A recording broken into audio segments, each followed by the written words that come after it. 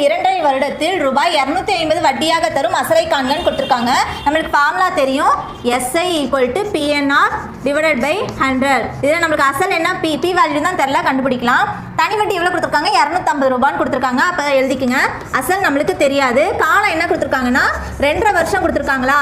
அப்போ 2 மல்டிபிள் பண்ணி வர்ற ஆன்சரை 1ஆல் கூட்டிக்கணுமா? அப்போ 5 / 2 நம்மளுக்கு கண்டுபிடிச்சிட்டோமா?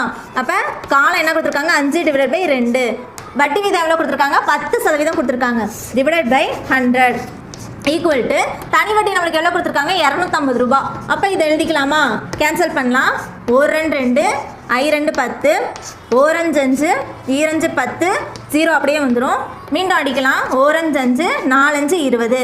அப்போ பியோட வேல்யூ டிவைடில் 4 இருக்கா? இந்த ஈக்குவலுக்கு இந்த பக்கம் போகிறப்ப மல்டிபிள் ஆகும். 250 × 4. அப்போ அசல் எவ்வளோ வரும்?